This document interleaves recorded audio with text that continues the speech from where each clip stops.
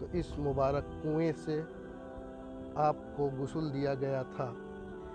अस्सलामु अलैकुम व रहमतुल्लाहि व बरकातहू। दोस्तों, आज एक न्यू ब्लॉग के साथ मौजूद हूँ।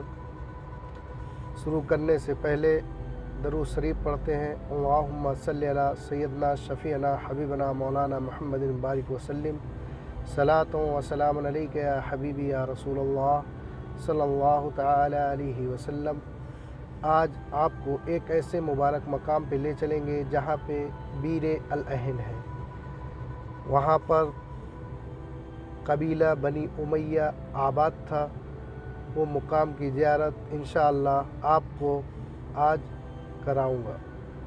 वो मुबारक मकाम मस्जिद कुबा के करीब वो मुबारक जगह आज भी मौजूद है।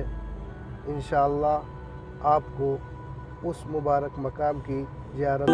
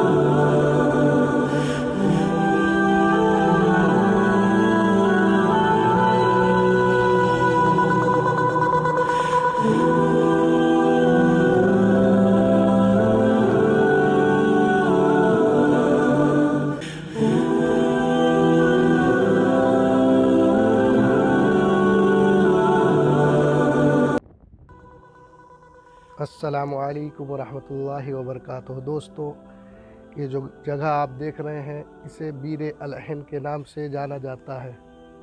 यहाँ पर कबीला बनी उमैया आबाद था। एक दफ़ा आका करीम सल्लल्लाहु अलैहि वसल्लम का यहाँ से गुज़र हुआ। आप इस मकाम पर तशरीफ़ लाए। आका करीम सल्लल्लाहु अलैहि वसल्लम इस कुआं, जो आप ये कुआं देख सकते हैं, इस कुएं के पानी आपने नोश फरमाए। आका करीम सल्लल्लाहु अलैहि वसल्लम जब यहाँ तशरीफ़ लाए तो इस कुएं का नाम अल युसरा था, यानी सख्ती वाला कुआं। आका करीम सल्लल्लाहु अलैहि वसल्लम इस कुएं में अपना लुआब मुबारक डाले और फरमाया, युसरा, आज के बाद इस कुएं का नाम आसानी वाला कुआं है। और साहबी रसूल सलमा बिन अब्दुल अल असदी अल मखदूमी गज़वे उहद के दौरान जब आप शहीद हुए तो इस मुबारक कुएं से आपको गुस्ल दिया गया था। ये मुबारक जगह मस्जिद कुबा के सामने मौजूद है। साथ में